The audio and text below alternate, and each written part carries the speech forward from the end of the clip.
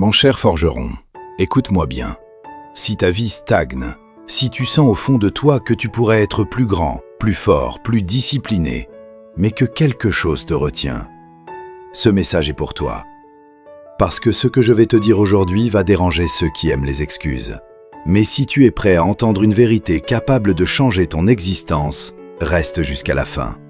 Abonne-toi maintenant, parce qu'aujourd'hui, tu vas comprendre pourquoi certains dominent leur destin, pendant que d'autres fuient leur propre potentiel. Et la différence tient à une seule chose, une chose que les faibles évitent. Point numéro 1, ce que les faibles fuient en réalité. Sache que ce n'est pas l'effort, ce n'est pas la douleur, ce n'est même pas le sacrifice. Ce que les faibles évitent, c'est la confrontation avec eux-mêmes. Voilà le secret. Ils évitent ce moment brutal où il faut se regarder sans mensonge. Ce moment où il faut admettre « je procrastine, je me sabote, je me cache derrière mes excuses ». Parce qu'affronter cette vérité demande du courage. Et le courage est lourd. Mais laisse-moi te dire quelque chose. Les gens pensent que les gagnants sont plus talentueux. C'est faux. Les gagnants sont simplement ceux qui acceptent d'aller là où la plupart refusent d'aller intérieurement. Ils affrontent l'inconfort, ils affrontent la discipline, ils affrontent leurs limites, ils affrontent leur propre médiocrité. Et c'est précisément ce combat que les faibles évitent. Imagine un homme devant son réveil à 5 heures du matin. La pièce est froide, son corps est lourd, son esprit cherche une excuse. Pas aujourd'hui, je commencerai demain. C'est là que tout se joue. Pas dans les grands discours, pas dans les rêves. Là, dans ce combat invisible entre deux versions de lui-même. L'une veut rester au lit, l'autre veut devenir plus forte.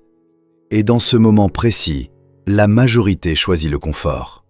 Mais ceux qui réussissent, ils se lèvent. Même sans motivation, même fatigués, même quand personne ne regarde. Parce qu'ils savent que la discipline commence exactement là où le confort supplie de rester. C'est ça la confrontation avec soi-même. Ce n'est pas spectaculaire, c'est silencieux. Mais c'est là que naissent les champions. Regarde autour de toi. Combien de gens disent vouloir réussir? Des millions. Combien acceptent de faire ce qui est inconfortable pendant des années? Très peu. C'est là que la sélection naturelle du succès commence. Pas dans le talent, pas dans les diplômes, dans la capacité à supporter ce que les autres fuient. Michael Jordan a dit « J'ai raté plus de 9000 tirs dans ma carrière, et c'est pourquoi j'ai réussi. » Comprends ça. Le succès n'est pas l'absence d'échecs, c'est la capacité à ne pas l'éviter. Michael n'est pas devenu une légende parce qu'il ne tombait jamais. Il est devenu légende parce qu'il retournait au gymnase après chaque échec. Encore, et encore, et encore. Quand d'autres voyaient l'humiliation, ils voyaient un entraînement. Quand d'autres voyaient une limite, ils voyaient un seuil à briser. Les faibles évitent l'échec, les forts l'utilisent. Différence monumentale. Laisse-moi te dire ceci, parce que peut-être tu vas te reconnaître. Tu dis vouloir changer ta vie, mais ton réveil sonne et tu négocies avec toi-même. Demain, tu veux lancer ce projet, mais tu attends le bon moment. Tu veux devenir exceptionnel, mais tu gardes les habitudes ordinaires. Tu veux la vie des élites avec la discipline de la masse. Impossible. Écoute cette phrase. Tu n'as pas un problème de potentiel, tu as un problème de confrontation. Et ça change tout. Parce que si ton problème est le potentiel, tu es condamné. Mais si ton problème est le courage d'affronter ce qui doit être fait, tu peux commencer aujourd'hui. Et ça, c'est libérateur.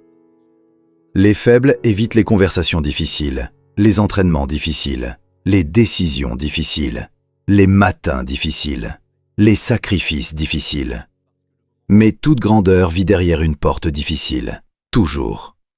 Le confort est une prison élégante, la douleur est souvent un passage. Laisse-moi te montrer. Imagine un homme qui rêve de lancer son entreprise. Depuis 3 ans, il dit « Un jour, je vais me lancer ».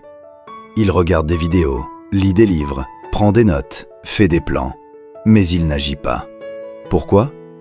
Parce qu'au fond, ce n'est pas le business qu'il évite, c'est le risque, le rejet, l'échec, la confrontation. Puis un jour, il regarde sa vie en face et il se pose une question brutale. Combien d'années vais-je encore trahir mon potentiel? Ce soir-là, il lance enfin son premier projet. Imparfait, petit, fragile, mais réel. Et cette décision change toute sa trajectoire. Comprends ça, ce n'est pas l'action parfaite qui transforme une vie, c'est le courage du premier affrontement. Les faibles attendent d'être prêts, les forts commencent avant de l'être. Différence immense. Visualise maintenant ceci. 2 routes. Une route facile, confortable, chaude, sans résistance. C'est celle que prennent presque tous. Dormir plus, reporter encore, choisir le plaisir immédiat, éviter les efforts silencieux. Puis une autre route, abrupte, violente, solitaire. Celle où tu te lèves quand personne ne le ferait. Celle où tu travailles alors que les autres se distraient. Celle où tu continues quand tout en toi veut t'abandonner. Cette route fait peur, mais au sommet, il y a une version de toi que tu n'as jamais rencontrée. Plus forte, plus calme, plus dangereuse, plus grande. Regarde un alpiniste. Quand il monte une montagne, chaque pas brûle. L'oxygène manque. Le corps supplie d'arrêter. La pente semble infinie. Et pourtant, il continue. Pourquoi ? Parce qu'il sait quelque chose que la majorité ignore. La vue n'appartient qu'à ceux qui acceptent l'ascension. Et la vie fonctionne pareil. Le sommet n'est pas réservé aux plus doués. Il appartient à ceux qui n'ont pas fui la montée. La plupart n'atteignent jamais ce sommet parce qu'ils ont eu peur de grimper. Pas peur d'échouer, peur de devenir. Et ça, c'est plus profond. Mais reste attentif, parce que le point suivant est un tournant. Car ce que les gagnants comprennent sur la douleur peut changer ton existence entière. Point numéro 3. Le secret que les gagnants comprennent. Les gagnants ont compris quelque chose de brutal.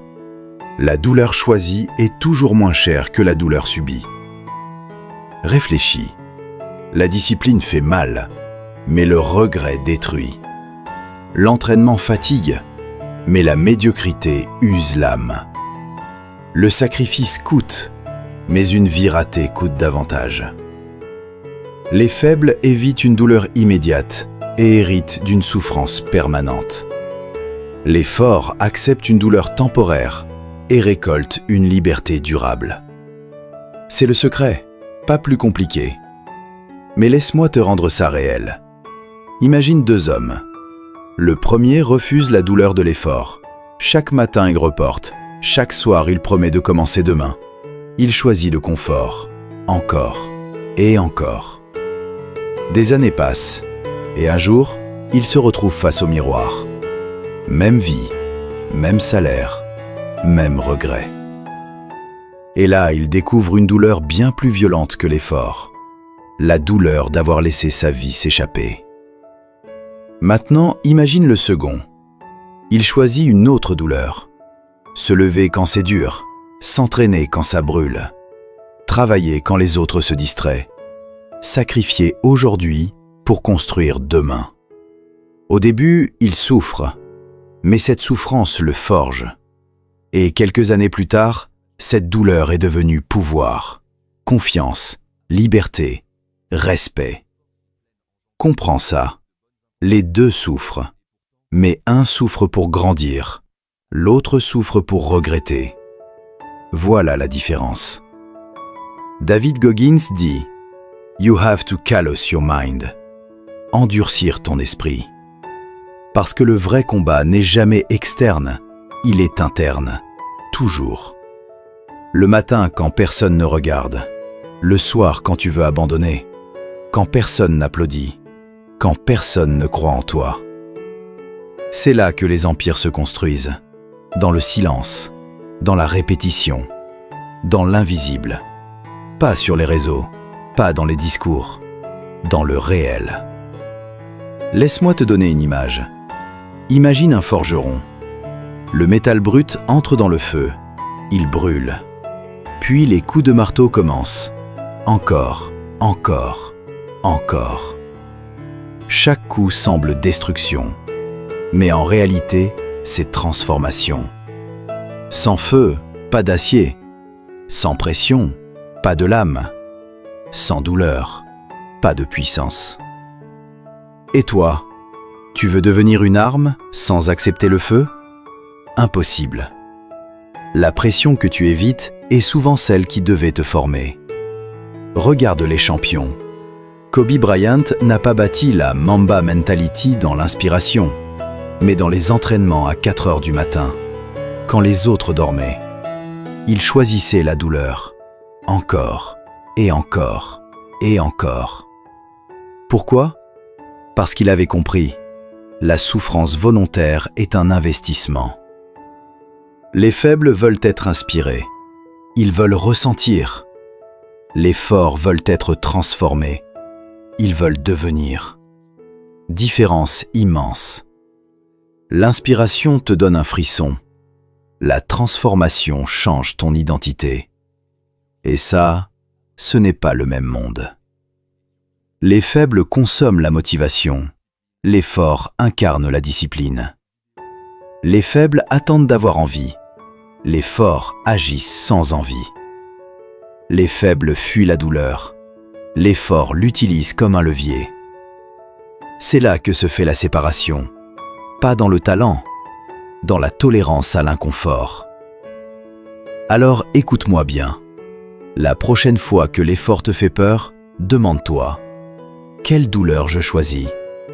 La brûlure de la discipline ou la torture du regret? Parce qu'une des deux t'attend, toujours. Et ton destin dépend de laquelle tu acceptes. Retiens cette phrase. La douleur que tu embrasses aujourd'hui te protège du regret de demain. Et crois-moi, le prochain point va encore plus loin. Parce qu'on va parler de ce que la majorité n'ose jamais payer. Le prix réel du succès. Reste avec moi. C'est là que beaucoup décrochent et que les gagnants commencent. Point numéro 4. Le futur projeté. Où te mène ton chemin actuel? Mon cher forgeron, ferme les yeux un instant et ose voir ce que la plupart refusent de regarder. Imagine-toi dans 5 ans, si tu continues exactement comme aujourd'hui. Même discipline, même excuse, même procrastination, même confort. Regarde cette version de toi, observe-la. Son énergie, son visage, son regard fatigué. Qu'est-ce qu'elle ressent? Regret? Frustration? Amertume? Parce qu'au fond, elle savait qu'elle pouvait plus. Mais elle a fui l'effort. Elle a choisi plus tard, encore et encore. Et ce plus tard est devenu une vie entière. Imagine cette scène. Tu es assis seul un soir, peut-être dans ta voiture, peut-être devant une fenêtre. Le silence, la nuit. Et cette pensée brutale arrive. Et si j'avais pu être davantage? Ce n'est pas l'échec qui brise, c'est ce genre de question, le poids de ce qu'on aurait pu devenir. C'est une douleur silencieuse, mais dévastatrice, et beaucoup la découvrent trop tard. Maintenant, change la scène. Projette un autre futur. Imagine-toi dans 5 ans si aujourd'hui, tu changes tout. Si tu acceptes l'inconfort. Si tu développes une discipline sauvage. Si tu fais chaque jour ce que les faibles évitent. Visualise cette version. Sa posture, son regard, sa confiance, son calme, son pouvoir. Tu sens la différence? Ce n'est pas juste une meilleure vie, c'est une autre identité, un autre toi, forgé, construit, transformé.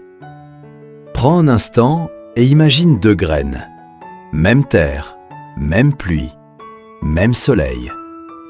L'une reste sous la surface, par peur de percer, par peur du vent, par peur de grandir. Elle pourrit sous terre. L'autre traverse la résistance, brise le sol, affronte les tempêtes et devient un arbre. Comprends ceci, le futur n'est pas une loterie, c'est une croissance que tu acceptes ou que tu refuses. Jim Rohn disait « You either suffer the pain of discipline or the pain of regret? La douleur de la discipline ou celle du regret? Encore ce choix, toujours ce choix. Et laisse-moi te donner un exemple réel. Imagine deux amis, même quartier, même départ, même potentiel. À 25 ans, presque identiques. Le premier choisit la facilité. Il remet, il consomme, il parle beaucoup, agit peu. Le second choisit la discipline. Lecture quotidienne, travail silencieux, efforts invisibles, sacrifices répétés. 5 ans passent, puis 10. Le premier se demande où le temps est passé. Le second est devenu quelqu'un. Pas par miracle, par habitude, simplement. Et c'est ça que la plupart sous-estiment. Le destin n'explose pas, il s'accumule. Ces deux futurs existent, mais un seul survivra. Celui que tes habitudes nourrissent. Le futur ne se devine pas, il se construit, brique par brique, décision par décision, douleur par douleur. Pense à un maçon bâtissant une cathédrale. Un passant lui demande « Que fais-tu » Il ne répond pas « Je pose des briques ». Il répond « Je construis un monument ». Voilà la différence de vision. Les faibles voient l'effort quotidien. Les forts voient l'édifice final. Un réveil tôt, une brique. Une distraction refusée, une brique. Un sacrifice accepté, une brique. Une peur affrontée, une brique. Et un jour, tu regardes derrière toi et tu réalises. Tu n'as pas seulement changé ta vie, tu as construit quelqu'un, toi. Retiens ça, ton futur n'est pas écrit, il est en chantier. Aujourd'hui, maintenant, dans ce que tu tolères, dans ce que tu répètes, dans ce que tu refuses de fuir. Parce que le succès n'est pas un événement, c'est une architecture. Alors pose-toi cette question. Si tes habitudes actuelles étaient multipliées par 1825 jours, où te mèneraient-elles? Vers la fierté ou vers le regret? Réponds honnêtement, parce que cette réponse, c'est déjà ton futur. Point numéro 5. Ce que les faibles évitent vraiment, c'est la responsabilité. Voici la vérité nue. Les faibles fuient la responsabilité. Parce que prendre la responsabilité totale de sa vie, c'est terrifiant. Cela veut dire plus blâmer personne, plus accuser les circonstances, plus attendre d'être sauvé, plus d'excuses. Seulement toi, face à toi. Et ça, peu supportent ça. Parce que c'est brutal. Mais c'est aussi le point de bascule. Le moment où une victime devient un bâtisseur. Jocko Willink a résumé cela en un mot. Discipline equals freedom. La discipline n'est pas une prison, c'est une libération. Quand tu maîtrises tes impulsions, tu récupères ton destin. Quand tu maîtrises ton esprit, tu récupères ton pouvoir. Quand tu arrêtes d'éviter ce qui est difficile, tu deviens difficile à arrêter. Et ça change tout. Ne l'oublie jamais. Regarde ce que ça veut dire concrètement. Imagine deux personnes qui échouent au même projet, même revers, même obstacle. La première dit « Le marché est mauvais. Les gens ne m'aident pas. Je n'ai pas eu de chance. » Elle blâme, elle justifie, elle protège son ego. Et donc, elle ne change rien. Mais la seconde dit « Où ai-je été faible? Qu'est-ce que je dois corriger? Qu'est-ce que cet échec essaie de m'apprendre ?» Et là, tout bascule. Parce qu'à cet instant, elle reprend le contrôle. Comprends ceci. Tant que tu blâmes, tu abandonnes ton pouvoir. Le jour où tu assumes, tu redeviens dangereux. C'est ça la responsabilité. Pas la culpabilité, le pouvoir. Pense à un capitaine en pleine tempête. Il pourrait maudire l'océan, accuser le vent, se plaindre des vagues. Mais aucun navire n'est sauvé par les excuses. Il prend la barre, il ajuste la trajectoire, il assume. Et c'est précisément pour ça qu'il survit. Dans la vie, c'est pareil. Les faibles accusent la tempête. Les forts apprennent à naviguer. Alors écoute-moi. Travaille quand tu n'en as pas envie. Agis quand tu doutes. Avance quand tu trembles. Construis quand les autres se plaignent. Discipline-toi quand les autres se distraient. Parce que pendant que les faibles évitent, les forts accumulent. Pendant que certains repoussent, d'autres progressent. Pendant que certains cherchent des excuses, d'autres prennent de l'avance. Et un jour, cet écart devient irréversible. On appelle ça le succès. Mais ce n'est qu'un retard accumulé de discipline, rien d'autre. Regarde David Goggins. Quand il regardait sa vie brisée, surpoids, perdu, sans direction, il n'a pas accusé le monde. Il s'est regardé en face. Et il a pris responsabilité totale. Cette décision a créé une légende. Pas de talent, pas la chance. La responsabilité. Le monde admire les résultats, il ignore les sacrifices. Toi, tombe amoureux des sacrifices. Et les résultats viendront chercher ton nom. Parce que le succès n'est pas une explosion soudaine, c'est une accumulation silencieuse.